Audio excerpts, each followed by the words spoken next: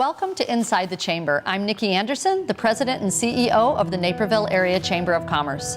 The world of startups has become more and more common, but with all the startups, what is the actual success rate? How can one determine if their idea or leadership is viable? How is success defined and determined? Today, I'm joined by experts that will discuss the intriguing world of entrepreneurship. Inside the Chamber is brought to you by presenting sponsor, Naperville Bank and Trust.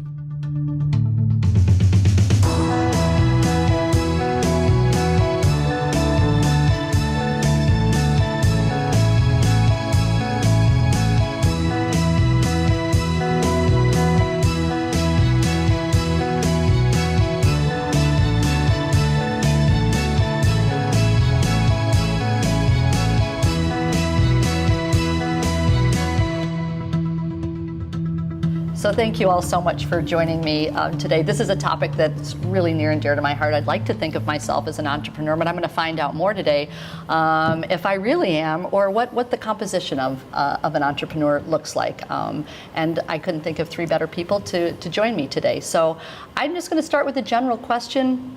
When we hear the term entrepreneur, what does that stir up? What is the thought when you hear the term entrepreneur?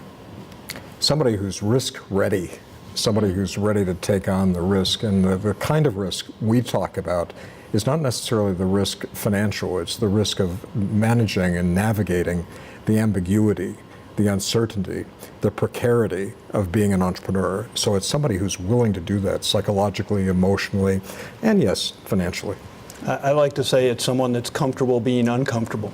Oh, perfect. Mm-hmm. Yeah, absolutely. And someone that doesn't feel that their next thing or project that they're working on is going to define their career or their life. I like that. Okay. And for me, it's always been someone who's got a lot of confidence with a lot of passion, because those two have to go together in my mind. Yes. The confidence level that you need to walk away sometimes from a lucrative position to start a business, or even if you were laid off and you start a business, it's the passion that keeps you going, and that passion is what has you around 10, 20, 30 years later. Sure. So what do you think is the biggest misnomer about entrepreneurs? I personally feel that when somebody hears the term entrepreneur, they feel the average person is going to sit here and say, well, that's got to be someone that's very successful. And actually, if you look at many, I analogize it to Michael Jordan. How many shots did he miss to make those game-winning shots? And it's the same thing. And these entrepreneurs are not afraid to fail and have often failed many times before they've been successful. I think that there's also this connotation that automatically, because you're an entrepreneur, you are wealthy, you're successful. And no one does get it. No one does get that when you start a business from scratch, you know, it can be 5, 6, 7 years before you're making any money. Because if you're building it right and you're putting a lot of the capital back into the business, you're the last person to get paid. Yeah. And you've got to be comfortable with being the last person to be paid. Right. Not everybody is. And the biggest misunderstanding is the entrepreneur is his own boss. She is not necessarily in control of herself and her own business. It's her customer, it's her investor, it's the market fluctuation, it's the valuation that is placed on the venture itself. So the people who say, I want to become an entrepreneur so I can become my own boss, be independent, get over yourselves. Right? I'm my own boss, to which I say, no, you're not. Not so fast. So let's talk about, everybody, especially when we work with the high schools, everybody wants to be an entrepreneur so Yes. they can be their own boss, right? Sure. Let's talk about the success and failure of entrepreneurs. And I think I want to make sure that there's clarity with failure, because even when I owned a business, I failed, but I started again and figured it out, right? So I'm talking about the entrepreneur that perhaps gives up or does fail and doesn't start again, versus the entrepreneur who is willing to take that financial risk and wait it out because they know that around the corner that moment's going to come. So let's talk a little bit about the success and failure of entrepreneurs. So my business is a little different than Mark's. I rely on human capital exclusively. And when you rely on human capital, in the business of valuing companies and helping people with ownership transitions. So the people that I hire many are MBAs and CPAs. So you're dealing with a different group of people, and when you're dealing with people that are that sophisticated, you have to be able to not only earn their respect quickly, but also understand the needs of someone at that level. Versus some of our clients where you go in and you talk to some of their employees that some might be in the office, some might be in the warehouse. You do have to approach that a little bit differently. So for me, it's always been, how do we handle the human capital component? Because I think that's been critical for success. Failure is when you can't handle that human capital issue, when you burn through people and you have to ask yourself the question, is it them or is it me? You know, and so you learn to ask that question of yourself early on, because it's all about building a business and growing it. But building on a point that John made just a couple minutes ago, and that is that as an entrepreneur, entrepreneurs aren't always the best business operators, right? So what that basically means is, they can come in and they may have this incredible vision and they may understand and be able to put the patterns together that create the opportunity in the market. But at the same time, managing the people, managing the logistics of the business is not necessarily a strength for all entrepreneurs. And so those where it's not a strength, they've got to surround themselves with some people that can do that. You bet. But it's also managing the entrepreneur herself, the internal process that they go through. One of the things that happens in entrepreneurship education that's really difficult for all of us to accept is we're training people to get into the entrepreneurial community, because that's where new jobs are created. New ventures create new jobs. So we have to understand that. It's not the larger companies that are creating new jobs, it's the new ventures. So we need entrepreneurs.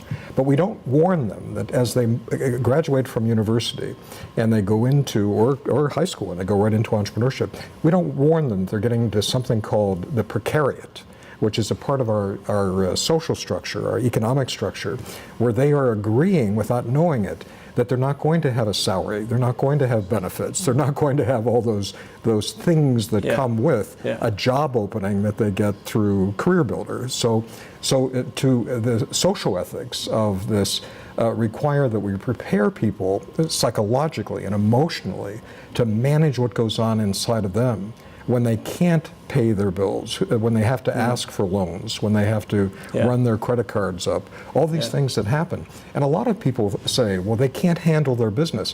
It's not that. They can't handle all of it. Right. And so how do you surround the entrepreneur with a kind of psychological, emotional, family support that they need? And that's what I think a lot of us, and Nicki in particular, we understand these from a sensitivity standpoint and also from the ethics. Yeah, you put that really, really well. That makes a lot of sense. Thanks. And the only thing I would challenge a little bit is that I don't think new job creation is just going to come from the small startups and small entities, because markets are changing now so fast. Things are happening, and it's only accelerating, that companies that exist today, larger companies, have to reinvent themselves constantly. And so there's an element of entrepreneurialism that's required in these larger companies today that's never been required in the past. Right, and that's intrapreneurism. So it's moving inside and teaching people who are working for large companies to think entrepreneurially, and those are intrapreneurs. But the thing that's interesting is a lot of the large companies have laid off so many people over so many years, so that the question the economists say is, are those new jobs? And the answer is no, those are replacement jobs. Right. So the notion that an entrepreneur can take out of nothing and create something, it's almost miraculous. It's kind of a metaphysical thing. And so the new job comes from the new idea, from the new business. And if you think of General Motors and other giant companies, the numbers of hundreds of thousands of jobs over a long period of time that they've laid off. Let's say they add 25,000 jobs tomorrow because of artificial intelligence or robotics or something of that nature. Those aren't new jobs. Those are replacement jobs. That's true. So that's where it gets so New types of nuanced. jobs. Yeah, Right. and especially new types. Going back to your original question about high schools and people in high school, really thinking about entrepreneurship entrepreneurship, I think the thing that's been critical, I look back, I'll be 23, the company will be 23 years old in April. So I look back, and today we have a board of directors and we've had an advisory board. But one of the key things for some young people wanting to get into business along the way is find themselves a mentor, someone who they respect that has done it before, that is willing to take them under their wing, even on a very part-time basis, but just to have a sounding board, to have someone who they can rely on for just the little things that come up, like, what do I do if I have this human resource issue and I've only got 4 employees? What do I do? Where do I go? And to have that mentor is really critical when you get started. I agree. I think mentors are invaluable. I want to touch on something that you mentioned earlier, Mark, and that is not every entrepreneur is great at business, which got me to thinking about innovation. So what's the difference between someone who's innovative versus someone who's an entrepreneur? So I think we've all been kind of touching on that. To me, to be an entrepreneur, you've got to be innovative. Yes. Okay? But people that are innovative are not necessarily cut out to be an entrepreneur because it's a function of risk. Our company's doing a lot of things right now in innovation and incubators and trying to identify new problems for the future. And in doing that, the people that are in there that are going to really focus have this unique ability to see these patterns and see these needs and talk to consumers and find out really what's going on, and then start throwing all that together in a way that they can be innovative with their thinking. Now, are they cut out to be an entrepreneur and go and invest and risk all their monies? That's, again, back to the psychological aspect, in my opinion. Yeah, interesting. Yeah, when you think about innovation, I think it's mandated. Every one of our clients has got to go through the self-reflection of either I become innovative or maybe I need to sell my business. Because how else are they going to compete? We too have to look at innovation. The way we do business today is different than the way we did business 5 or 10 years ago. Certainly 23 years ago. 23 years ago we were dialing up on AOL. People forget about that, but it really has moved very quickly, and for us, again, going back to human capital. Today for us, I don't care where the individuals are physically located anymore. Used to be that in the investment banking world, and you'd have to have somebody in a major city to work there. It's not that way anymore. It's critical that we find the best individual, not necessarily the geography, that they need to be in Dallas or they need to be in Miami or they need to be somewhere. We can move them there very quickly, especially from here. We just need the right people. Innovativeness is so mission critical, venture critical for the entrepreneur, and it's iterative. It just changes every day. And so the investor who said, oh wait, this is different than what you were doing last week. And the entrepreneur said, yes, but there's a reason, and who can give that reason. And if the reason is nothing more than I thought of it differently, I thought of my market differently. I was out at a sales call, and the feedback that I got from that sales process made me think differently about what my customers' needs are.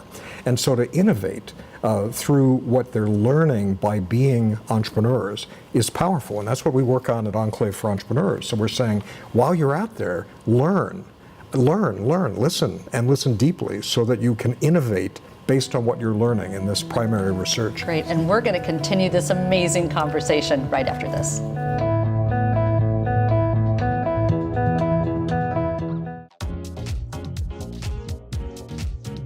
Naperville Bank and Trust has the expertise, knowledge, and experience to help you reach your business goals.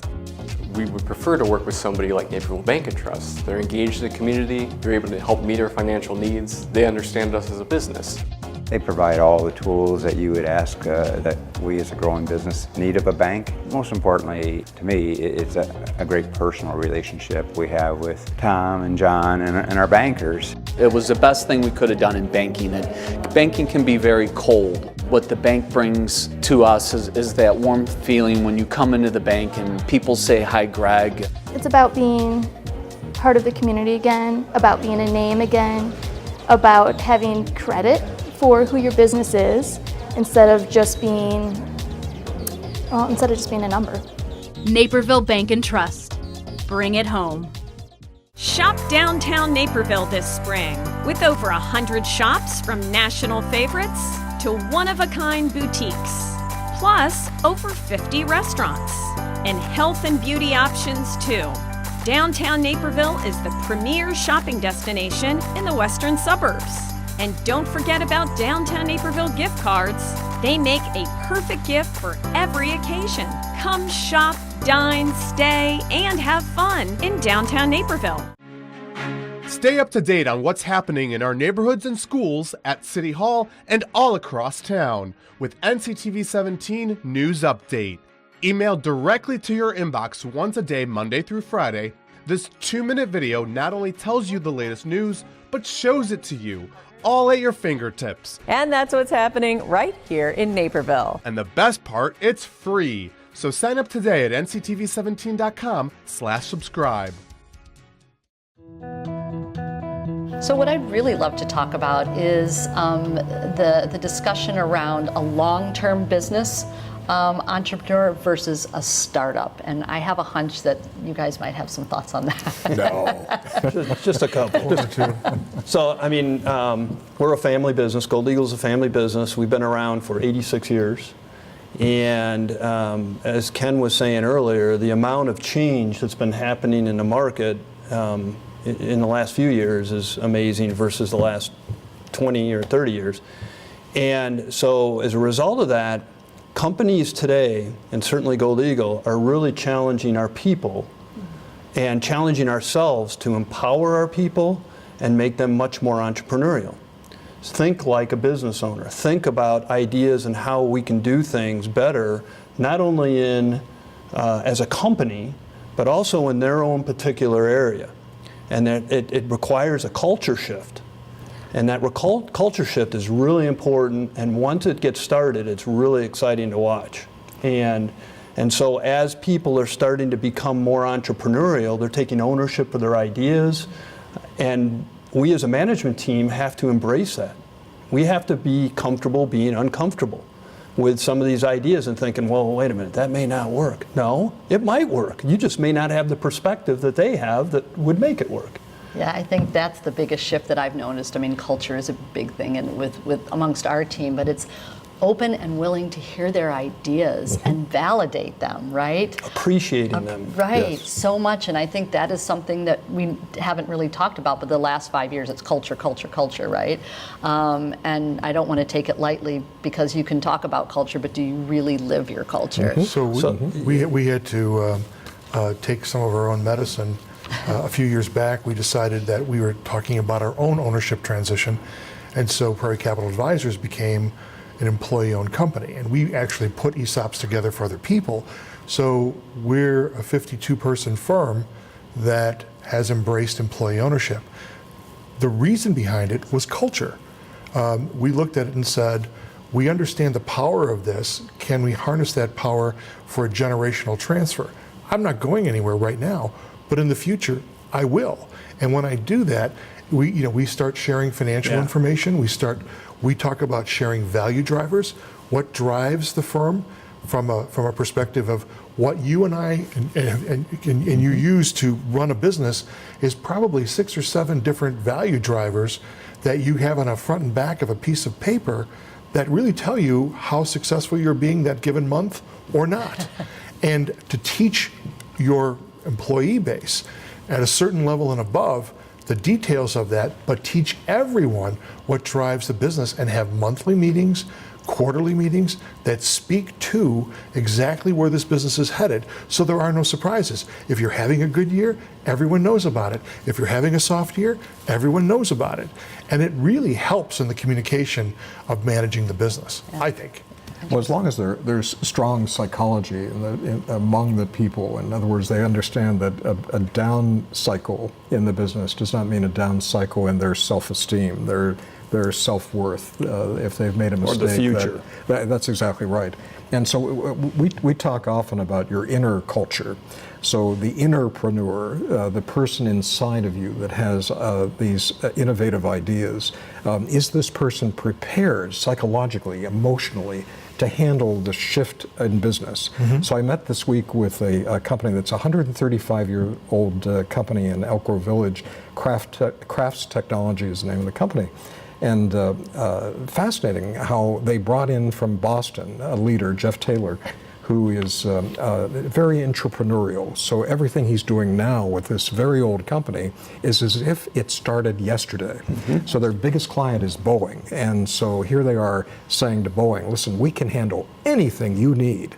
And Boeing is saying, wow, you guys, for a 135-year-old company, you're really doing it. And so that kind of energy, that kind of conviction that is coming from inside the people is what's making it work. This is a complete aside, but they're our client, and I was with their controller last week. Were you really? That's not an It's a aside. small world. It's a small world. It was funny. And you guys, Yeah. you guys are the kings of helping companies through this kind of transition from a succession standpoint and everything else. So you have a really good handle on this, and you've seen it firsthand. I mean, the market's, I can't say it enough, the market's changing so fast that companies that are around a long time today better become innovative, better empower their people to be entrepreneurial. And when you have, like we have as a manufacturing company, a completely different types of people. You have wonderful people that work in our plant every day. You have wonderful people that are in the marketing and sales. Trying to get them to make that psychological shift all together as a team is a challenge. Yes. And when you start to see it, it's very exciting. I don't know if you guys have ever heard of Bob Chapman. Oh, sure. Barry Yeah, Waymiller. of course. Yeah. So you're familiar. Right, right. And Yeah. I mean, he's a guy I respect a lot for what he's done and what he's done at Barry Waymiller, and much of what we're talking about is consistent with what he's done. Yeah. That's awesome. And it's interesting that Jeff Taylor's company, this is so wonderful. I love it. Like, what a great questions. But Jeff brings his entire team over to our building so that they can get away from their offices, and they do their strategic planning sessions in our boardroom, in our classrooms. And so I get to see that evolution. And when they walk out of those meetings, they're so excited. I mean, it's great. And when you think of a company that's a very precision manufacturing company that does what they do, and how entrepreneur thinking has generated so much value for their employees as the stockholders. You did all that? No. I'm impressed. No. Come on, take some credit. But they are an employee-owned business. Yes, they sure are. And that's where we help And with it's that working. transaction. It's working. But it is, you're exact. Both of you are right. I mean, the challenge is today, if you're not moving quickly and have a plan B at all times. Yes. What happens if? And I think even when you're starting out the business, that never changes. What happens if it's be careful what you wish for, you may get it. Right. That issue where you're growing so fast you have to add people, or you're failing and you need to understand whether I'm going down the wrong path and have to veer off, or whether I'm truly just need to work a little harder at it. So so many things are coming to my mind. One is when there's this sense of like I'm failing or it's not working. I wonder if that doesn't come from some sense of complacency, but I know that John's going to say, but there's a deeper root to complacency. Sorry. And there's a reason, Yes. whether it's fear or maybe risk averse. I don't know, but that complacency, that's what I see with companies. Look, I'm a chamber of commerce.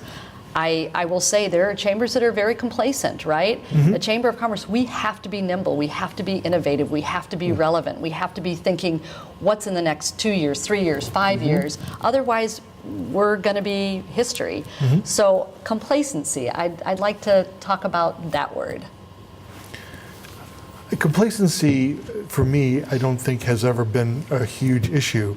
I think some of the challenges that you're going down the wrong path might be someone that you really believed in failed you, or maybe you failed in the evaluation of those people as they were brought on board. And again, I'm going back to people again, but some of the failures that I've seen, and I haven't, knock on wood, not very many of them, but I've had one or two over the years that I would like to do a do-over if I could, because you invested time and energy and went down a path and thinking that was going to be an answer to your problem, and it didn't work out that way. I think from the perspective, and then we got to get the right answer here from John. I think because John's psychoanalyzing both of us. I know.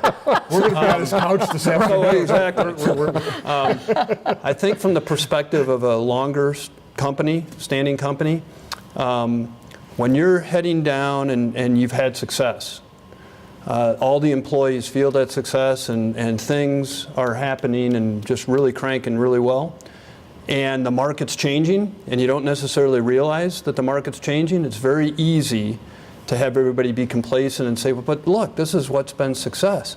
Until everybody starts realizing that the market's changing as fast as it is, and that, oh my God, what we've done yesterday doesn't necessarily breed success for the future, and they really understand it completely throughout the organization, is when that complacency goes away and people start becoming real entrepreneurial. It goes away when you ask, what's next? And if you weave into your conversation with companies that you support in some way, if you're a customer or you're a shareholder, and you celebrate where they are, especially if they're doing well, they're profitable, they have a good relationship with their employees, with their customers, with their shareholders, and the like. But to ask them what's next is stimulating to their brain. They go like, well, I haven't even announced this yet, but here it is. And what I haven't found yet an entrepreneur who doesn't have a what's next answer. I simply, do you agree? I agree. It's remarkable. And unless you ask, so what we encourage people to do is take an entrepreneur, if you have one next door or across the street, wherever it is, take an entrepreneur to coffee at Starbucks and just say, how's it going? What's next on the horizon? And how can I support you? Not help. They don't need help. They need support. Help is a 4-letter word in this case. But they love support. And can I open a door for you? Can I give you a lead? Can I introduce you to someone? But all of that is based on what's next. That next meeting with someone, that next person you're going to meet. Nicki met just recently the Entrepreneur of the Year from Enclave, Eric Broughton, who happens to live here in Naperville. Great guy. Just sold his company to Expedia. So even an introduction like that began the question, what's next? What's next? And does he love Nicki? Does he love the chamber? You're Thanks, great. John. Well, you're fantastic. Well, thank you, sir. Your complacency question, though, is one that I think if people have good operating models, they're always asking and testing themselves as to whether that operating model is still as good as they think it is. And so it's hard to become complacent if you're doing a constant self-evaluation on the business, and that's the key thing, because if you can assure yourself that the operating model is good, you can go through recessions, you can go through little hiccups in your industry or through any government regulation. The operating model is good. That operating model serves not only today, but when you go to sell that business down the road. So can I just add one thing? Sure. I know you've got another question you want to get to, but when you talk about complacency, it starts, I think, with all of us having to challenge ourselves, and we're setting that example. You talked about mentor earlier, and I think that's a really important term for especially the younger generation coming in. We set up a next generation advisory board. And the goal of that was to, first of all, give 20 and 30-something very high-achieving, cross-functional professionals the experience of what it is to be on a board. Complete experience, full disclosure, everything to be on a board. But more importantly, what they did was they're reverse mentoring us. Because we have blinders on now at this age, and things are changing so fast, they're challenging complacency.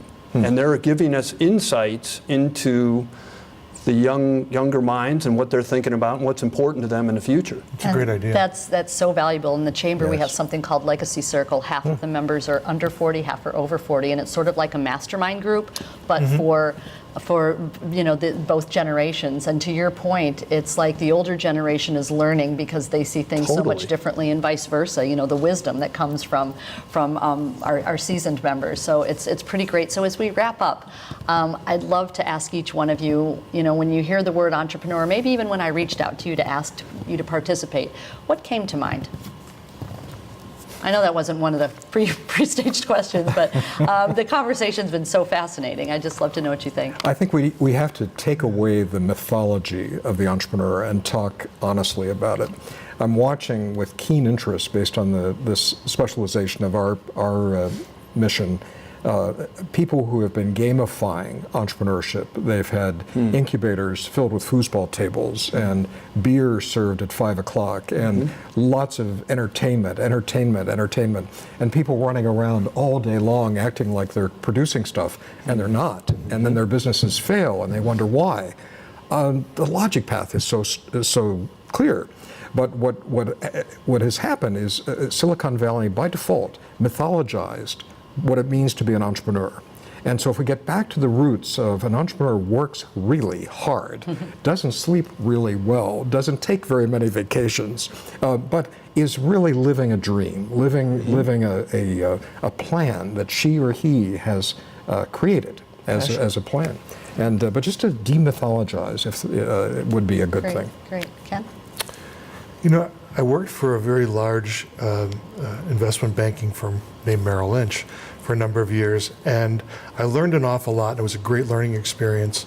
But I think for me, when the word entrepreneur comes up, it's all about passion. I just love what I'm doing. The people that work in our organization love meeting with the business owners and love being able to provide solutions to problems. And when you get people that join you on that journey with the same thought process, and now as I become more seasoned, I sit in these meetings and I'm so proud of my younger people because they've picked up on that passion. And it really is something that if you can, passion is contagious. And if you can have that passion going in and maintain it over time, it's tough because there are bad times along the way. But if you can maintain that passion, I think that's, for me, always been the key to entrepreneurship. Mark? Thank you. I think my first reaction, frankly, when I got the request and email was, first of all, I'm flattered to be here and speaking about this, but secondly, I don't necessarily consider myself a true entrepreneur compared to others, only because I'm in a family business, and I was fortunate enough to start running the business, and it's 86 years old.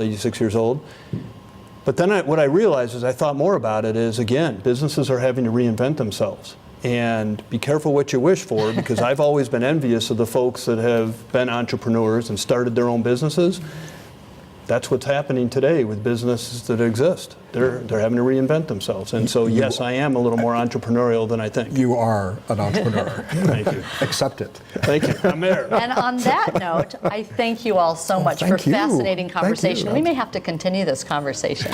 Thank you for joining us for Inside the Chamber. We hope you found the information in today's program valuable. Please join us again for our monthly programs. And in the meantime, remember, when you're looking for a service or somewhere to shop or dine, think Chamber and visit naperville.net to support the Chamber of Commerce and our business community. Inside the Chamber is brought to you by presenting sponsor, Naperville Bank and Trust.